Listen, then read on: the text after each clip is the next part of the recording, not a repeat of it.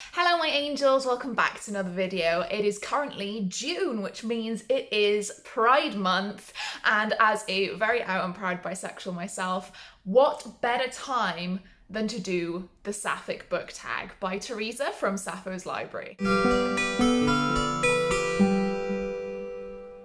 This Pride Month, she has updated the tag, so it's a little bit longer. She did the original one last year. You can check out the links to both of those in the description, and especially a link to Theresa's channel. You should definitely go and check her out. She does so much sapphic content. We are just eating. There is so much. Just give it all to me. She's amazing. I love watching her. I mean, I don't know when this video is coming out. Either she is going to be, or she has just been on sprints on my channel for Whatever-a-thon on Thursday evening.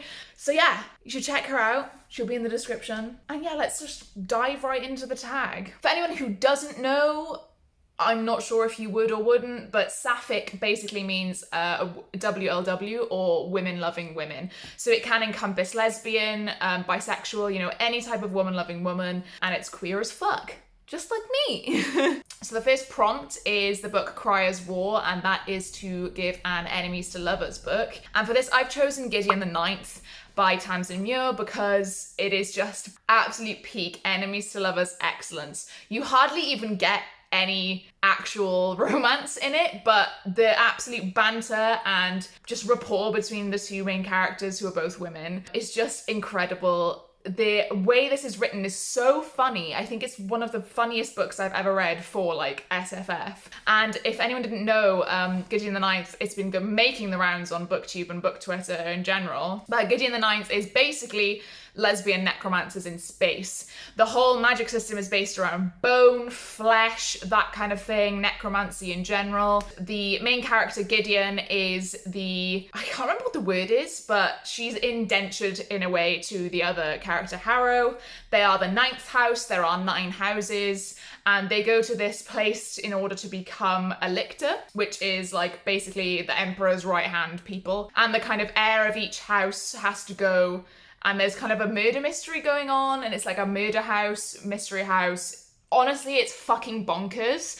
The way I describe it, or the way anyone describes it, will not in any way tell you what the book is going to be like, because it is absolutely insane. The sequel, Harrow the Ninth, is even more bonkers than the first one, which is why I picked it first, because this is just the book that needs to be read if you like sapphic SFF. It's just incredible. The second prompt is the 7 Husbands of Evelyn Hugo, and the prompt is to find a book that is about a celebrity, whether it be fictional or real. I do not read contemporary, I only read SFF, but I've kind of stretched this prompt to this absolute limit, and I've picked Mexican Gothic. The way this kind of fits in is that the main character, Naomi, or Noemi, I think it might be, I don't know, something like Naomi, is a very, very popular socialite and is very well known in her circles. That's kind of the closest to a celebrity that I can get. I'm really sorry, Theresa, please don't kill me. But Mexican Gothic is a kind of science fiction-y horror.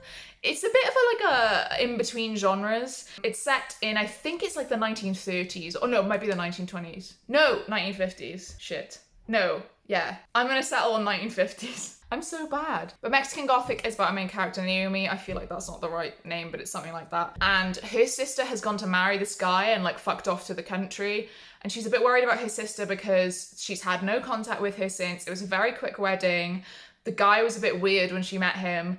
And then her sister manages to send her a letter and is like, he's trying to kill me, you must save me. And so the sister goes, and it's this really creepy house, and there's shit about mushrooms. It's just very creepy. There is a trigger warning for sexual assault in this book. Tread carefully when you're going into it. It is only one scene, but it is a bit grim. It's a bit gross. It's not explicit in any way, but it's just a bit like, oh, you know what's happened, and it's a bit disgusting. Yeah, so I really, really enjoyed Mexican Gothic, and I would highly recommend it to anyone. Next up is the third prompt, which is Girls of Paper and Fire, and the prompt is to have a book that is got strong feminist themes. I, for this, have picked The Once and Future Witches by Alex E. Harrow. This has also got a sapphic relationship in it. It is about 3 sisters, and they are the kind of normal archetypes or well-known archetypes of the mother, the crone, and the maiden in witch mythology. I'm not sure what to call it. They go through their story, you know, they go to New Salem. Each sister has a different story. They basically try to overthrow this evil guy. It's kind of very cut and dry. It's quite like a normal plot. I don't know what that means, but it's very, very good. I really came out of it feeling like very, very strong as a woman and very like good about myself as a woman, a very feminist feeling. So I would highly recommend reading that. The 4th prompt is These Witches Don't Burn, and the prompt is to find a book with magic. And for this, I have chosen Forest of Souls. I'm really excited for the sequel that's coming out soon, which is called Broken Web. Although I really hate when names don't sound similar, because it's like Forest of Souls and then just Broken Web. I'm not about that. Regardless, this was a really good book. There was no romance in it, but I felt sapphic vibes from the main character and her best friend. But I could be wrong, because there was literally no inkling of like any relationship with anyone. So I may just be wrong and the author just didn't want to put it in. Forest of Souls is about a world where there's kind of elemental magic and different types of magic. There's like spirit magic, etc, etc. The main character is, I think, training to be in like the army. I think she's in the army, but she wants to be like the queen's assassin, like the #1 assassin. It turns out that she's this person who can like control spirit, and everyone's really afraid of her. Her power like breaks out one day when she sees her friend die. This is in the synopsis, it's not a spoiler. It happens very early on, and her powers break through and like save her, and then she kind of gets persecuted from there, and there's quite a lot of political stuff going on,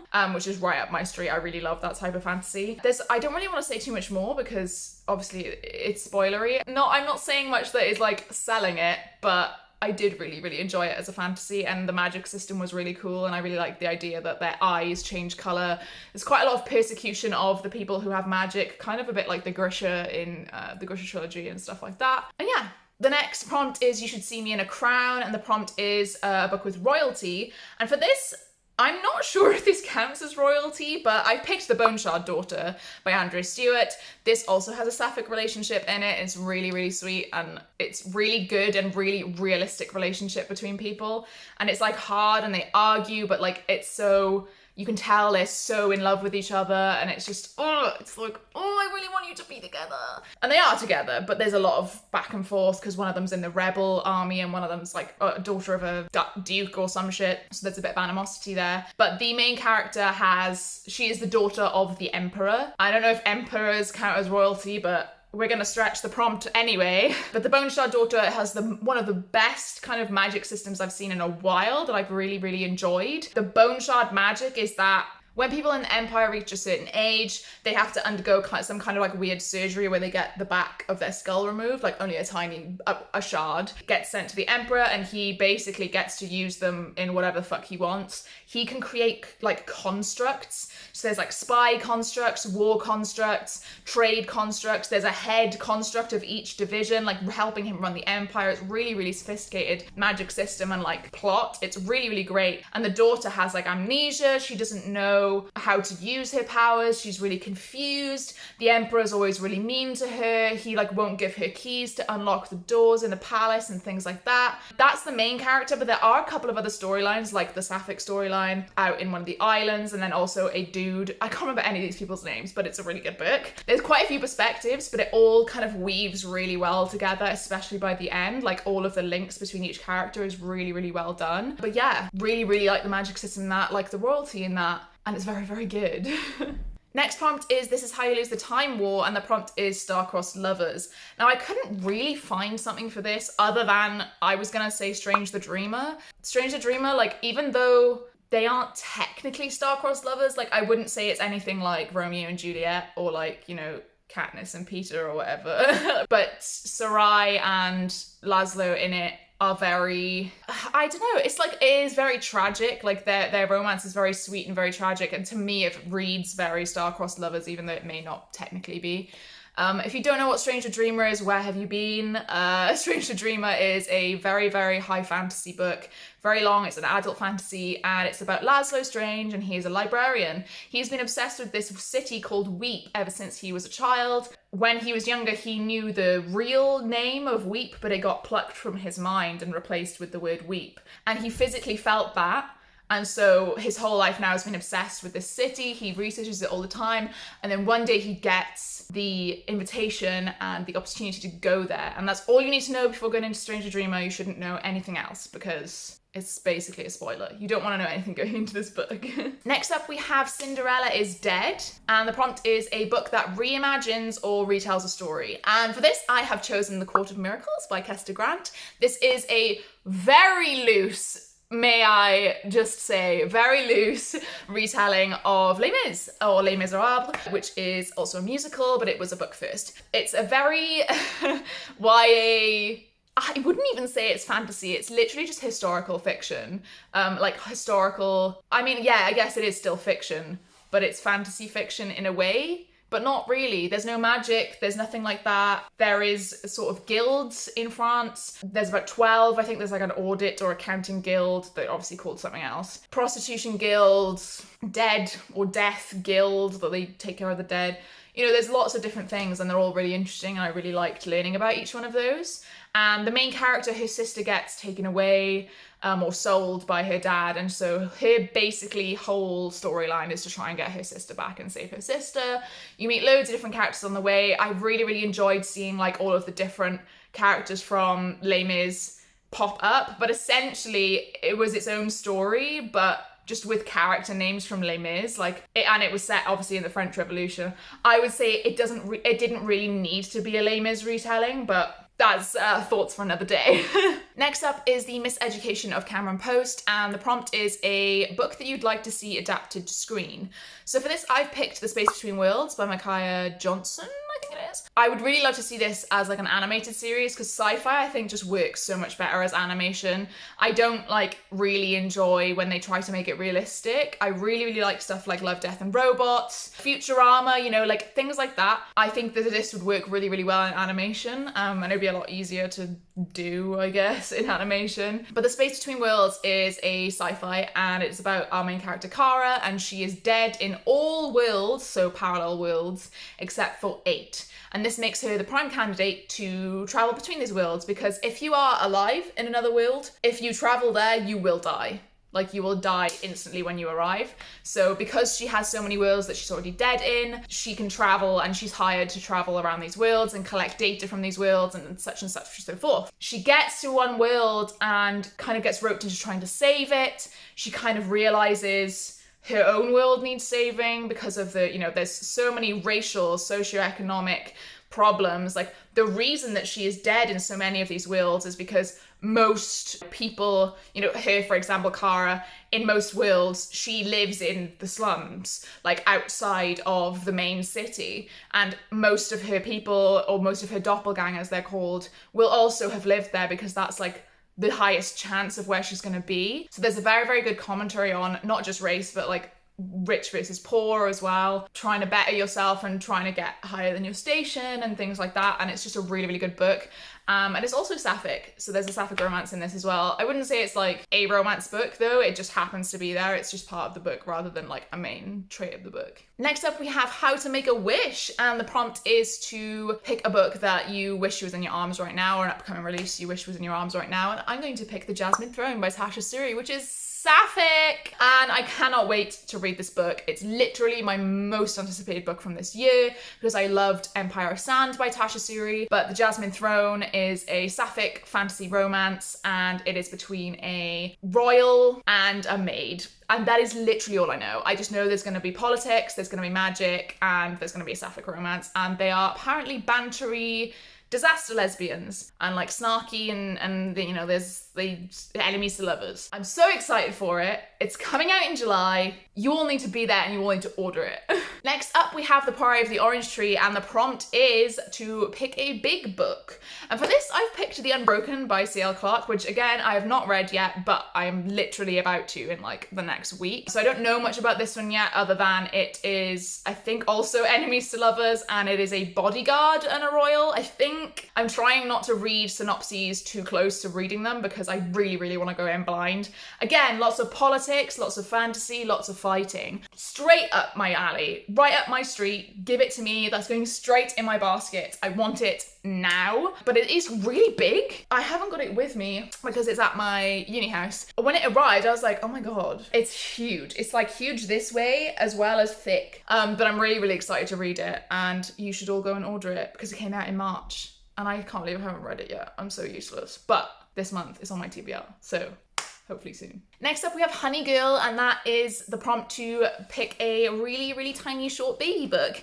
And for this, I have picked a Dead Djinn in CAIRO, which is a very, very short novella. It's about 43 pages long. I read it recently because I got the ARC for kind of the sequel, I guess, like the full-length novel called A Master of Djinn, because this one's a Dead Djinn in CAIRO, and it's 43 pages about a main character, Fatima, and she is a kind of a police investigator, like I'm not quite sure, something like that, and she is investigating a dead djinn. Obviously I won't say too much, it's only 43 pages, but the world building's really good. There's like angels, clockwork stuff, dead people, djinn, like there's so many things that are in this world, and it's set in CAIRO, and this kind of all revolves around the idea that this guy kind of 50 years ago ripped open a tear in between worlds, and then like everyone from other worlds and different species like came into Earth, and then he fucked off, he just disappeared. So that's kind of like the main bit of the world building, which is what brought me in and like made me want to read it,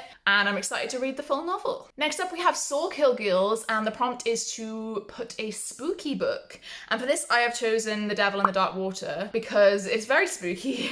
It's supposedly about a devil on a ship, but it's also a locked room mystery crossed with Sherlock Holmes. So if you kind of like genre mashup, or if you've read The Seven Deaths of Evelyn Hardcastle and you haven't read The Devil in the Dark Water yet, you will love it because it's just as insane as The Seven Deaths of Evelyn Hardcastle. If you like Stuart Turton, he's now an insta-buy author for me. It's really, really great. There's a couple of main characters. I don't really want to say any more, but essentially it's, yeah, locked room mystery on a ship. There's a devil mark that keeps coming up everywhere. You know, weird shit keeps happening on the boat. Everyone has a different motive. It's like really, really confusing and like, oh my God, what's happening? It's quite long, but it's definitely worth it. Next up is The Midnight Lie, and the prompt is to have an intoxicating romance.